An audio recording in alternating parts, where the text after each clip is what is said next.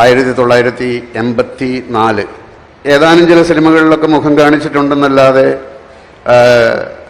അതുകൊണ്ട് ജീവിക്കാനെന്നുള്ള ഒരു സംഭവമായിട്ടില്ല.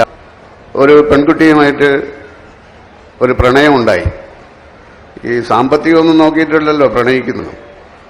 അങ്ങനെ ഞാൻ ഒരു ദിവസം ഇന്നസെന്റിനോട് പറഞ്ഞു, ഞാൻ നാട്ടിലേക്ക് പോവുകയാണ്, 2 ദിവസം കഴിഞ്ഞിട്ട് എൻ്റെ കല്യാണമാണ്. പുള്ളി എൻ്റെ കയ്യിൽ ഒരു 400 രൂപ തന്നു. ഞാൻ ചോദിച്ചു, നിങ്ങളുടെ കയ്യിൽ പൈസയൊന്നുമില്ലല്ലോ, ഇത് എവിടുന്ന് ഈ 400 രൂപ കിട്ടി?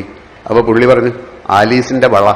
അപ്പം എൻ്റെ ബന്ധുക്കളെയൊക്കെ ഞാൻ അവിടെ ഒരാളെ വിളിച്ചു പറയുകയും ഒരു ഓട്ടോറിക്ഷ എടുത്തിട്ട് അവരെയൊക്കെ വിവരം പറയുകയും ചെയ്തു. ആരും വരണ്ട, വരാതിരിക്കാനാണ് ക്ഷണിക്കുന്നതെന്നുള്ള മട്ടിലായിപ്പോയി. അവളുടെ കഴുത്തിലൊരു താലി കെട്ടണം, സ്വർണത്തിൻ്റെ താലി കെട്ടണം.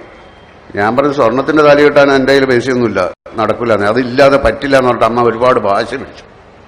അപ്പം നേരെ ഞാൻ മമ്മൂട്ടിയുടെ അടുത്ത് പോയി. രാത്രിയാണ്. അപ്പോൾ ഞാൻ പറഞ്ഞു, ഇങ്ങനെ നാളെ എൻ്റെ കല്യാണമാണ്. നാളെ റെയിൽവേ ഓഫീസിൽ വെച്ചിട്ട് ആരെയും ക്ഷണിക്കുന്നൊന്നുമില്ല, എനിക്കൊരു 2000 രൂപ വേണം, ഒരാവശ്യമുണ്ടെന്ന് പറഞ്ഞു. അപ്പോൾ 2000 രൂപ അദ്ദേഹം തന്നു. എന്നൊരു കല്യാണത്തിന് ഞാൻ വരും. ഞാൻ പറഞ്ഞു, കല്യാണത്തിന് വരരുത്. അങ്ങനെ ഞാൻ ഇതുകൊണ്ട് സ്വർണത്തിൻ്റെ ഒരു താലി വാങ്ങിച്ചു. രജിസ്റ്റർ ഓഫീസിൻ്റെ വരാന്തയിൽ വെച്ചാണ് ഞാനത് എൻ്റെ ഭാര്യയായ അവരുടെ കഴുത്തിൽ കെട്ടുന്നത്. ഒരു ക്രിസ്ത്യാനി തന്ന 400 രൂപ, മുസ്ലിമായ മമ്മൂട്ടി തന്ന രൂപയ്ക്ക് ഹിന്ദുവായ പെൺകുട്ടിയുടെ കഴുത്തിൽ ഞാൻ കെട്ടിയ സ്വർണത്താലി.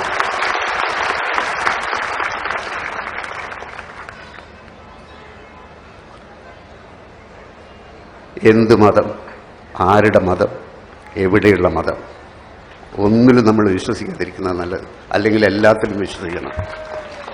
ജ്ഞാനമാണീശ്വരൻ, സ്നേഹമാണീശ്വരൻ, നന്മയാണീശ്വരൻ, നമ്മിലാണീശ്വരൻ.